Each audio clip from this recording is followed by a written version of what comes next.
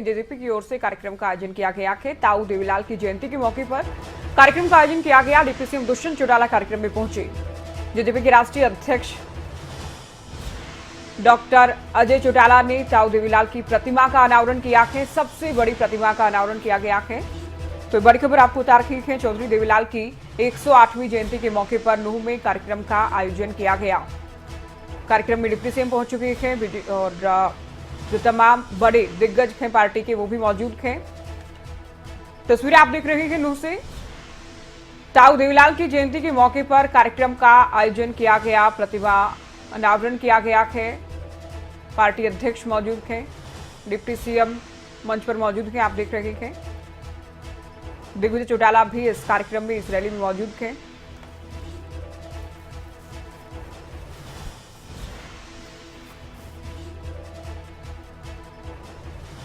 तो ताऊ देवीलाल की जयंती के मौके पर जेजेपी की ओर से यह कार्यक्रम आयोजित किया गया है नूह में।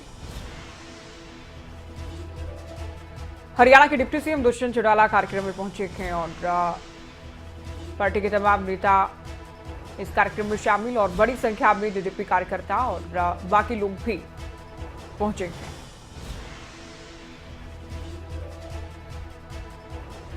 और जब दिल्ली को मुंबई से जोड़ने वाले इस हाईवे के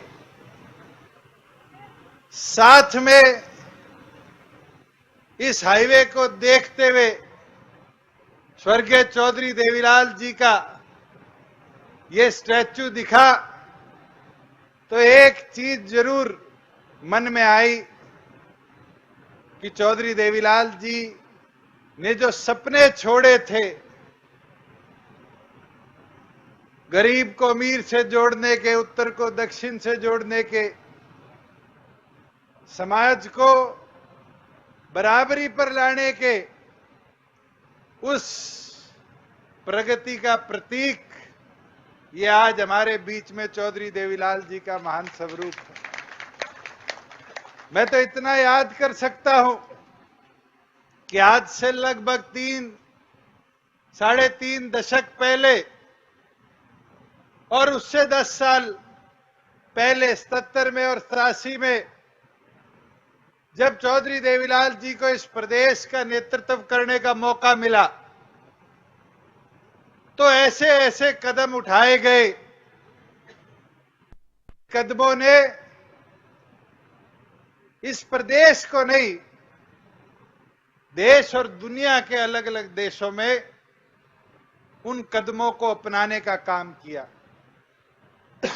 साथियों, वो वाक्य हमने सुना है, मगर मुझे लगता है हमारे बुजुर्ग सीनियर साथी जिनने उंगली पकड़कर चौधरी देवीलाल जी की राजनीति करनी उस समय सीखी थी, उनने तो सच्चाई में देखा था कि 100 रुपए बुढ़ापा पेंशन की जब वादे को जनता के बीच में चौधरी देवीलाल जी लेकर आए थे तो शायद भजनलाल जी, बंसीलाल जी कहा करते थे, चौधरी देवीलाल तो झूठ बोल रहे।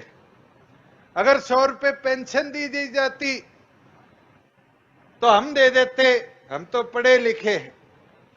मगर चौधरी देवीलाल ने एक ही चीज करी, विधानसभा में जाते ही 100 रुपए पेंशन को कानून का स्वरूप देने का काम किया और वो 100 रुपए पेंशन धीरे धीरे धीरे धीरे बढ़ती, कोई 100 की 200 हुई, 300 हुई, 500 हुई, 700 हुई, 1000 हुई, 1200 हुई, करती करती 2000 तक पहुंची।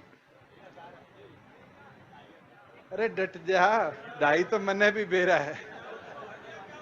2000 तक पहुंची और उस 2000 को पहुंचने में कितने दशक लग गए?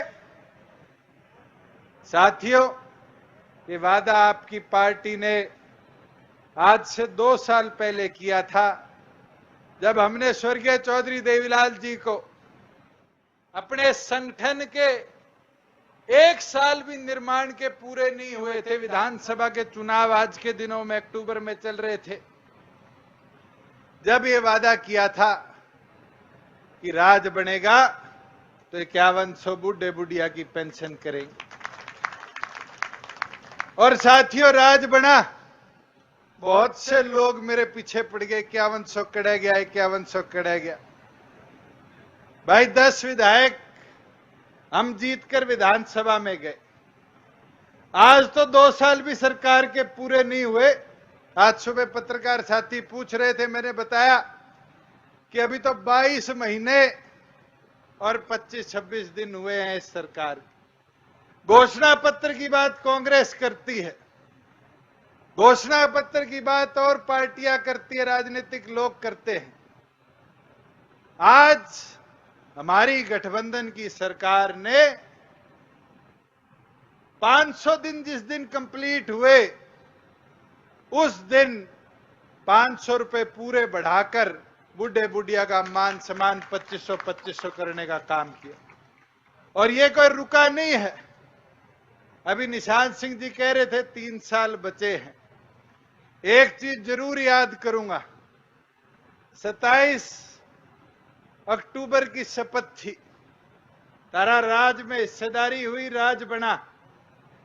मुझे वो दिन याद है, कांग्रेस वाले इनेलो वाले के कहते थे ये सरकार तो 2 महीने में टूट जाएगी।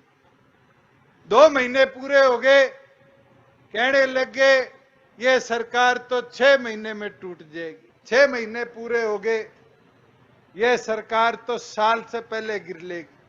साल भी पूरा हो गया, 1.5 पे चलेगी। 1.5 पूरा हो गया। अब कल परसों सुन रहा था हुड्डा जी परेशानी के साथ पंजाब की, हरियाणा में प्रेस कॉन्फ्रेंस करते कह रहे थे अब 2 साल हो गए हम इनकी पोल खोलेंगे। पोल तो हम खोलते आए हैं। इनने कहा रजिस्ट्री घोटाला हुआ, हमने सख्ती के साथ इंक्वायरी बैठाई और यह पता चला कि इनकी काली करतूतों ने प्रदेश के डीलरों को ताकत दे रखी थी जमीन लूटन की। और इनके 10 साल का आंकड़ा निकाला तो 60-65 हजार करोड़ की, 60-65 हजार एकड़ की सीएलयू बदल गए। हमने तो सख्ती करी कि गरीब को धोखाधड़ी के साथ कोई जमीन ना लेनी पड़े। हमने तो सख्ती करी कि गरीब को उचित दाम पर सही जमीन मिले, कि उसका मकान तोड़ने कोई विभाग का आदमी ना जाए। साथियों, ये कहते हैं शराब घोटाला हो गया। मैं तो 2 साल हो गए पूछता आया हूं, विधानसभा में आके पूछो, जवाब भी दूंगा, इंक्वायरी को इंक्वायरी भी कराऊंगा। जो तस्करी चलती थी उसको रोकने का काम किया, सख्ती करी, और उसका नतीजा है कि प्रदेश 6300 करोड़ से 7000 करोड़ रुपए पे पहुंच गए। ये 700 करोड़ किसकी जेब में जाया करते थे, इसका जवाब नहीं देते। साथियों, मैं तो एक चीज आपको जरूर बता सकता कि हमारा संकल्प रहा है कि हमारे घोषणा पत्र के छोटे से छोटे वादे और बड़े से बड़े वादे तक हम मिलकर पार्टी के तौर पे, इस गठबंधन के तौर पे दोनों संगठन पूरा करने का काम करेंगे। और छोटे वादे क्या होते हैं, ये महिलाएं, मेरी माताएं बैठी, राशन डिपो देखो तो लगभग सारे पुराने परिवारों में चलते आए, मगर हमने निर्णय लिया और ये अपने दम पर इन महिलाओं की आवाज बनकर निर्णय लिया कि प्रदेश के राशन डिपो में भी हमारी माताओं को हिस्सेदारी मिले। और ये निर्णय लिया कि जितने नए राशन डिपो प्रदेश में आएंगे उसका 33% हिस्सा रिजर्व किया जाएगा हमारी माताओं बहनों को। साथियों, पंचायती राज में मैंने कहा चुनरी चौपाल का वादा नैना चौटाला जी का है, उसको हमारा संगठन इस सरकार में मिलकर पूरा करेगा। और 50% प्रति ग्राम पंचायत मेंबर, प्रति ग्राम पंचायत सरपंच, प्रति ब्लॉक समिति मेंबर या जिला परिषद मेंबर में आधी हिस्सेदारी अगर प्रदेश में होगी तो हमारी माताओं बहनों की होगी। आज हमारे पिछड़े जातियों के अंदर भी 2 तरह के विभाजन है। हम देखते थे बीसीए में, बीसीबी में भागीदारी बी की ज्यादा रहती थी क्योंकि जनसंख्या ज्यादा है गांव में, कृषि तौर पर मजबूत परिवार है।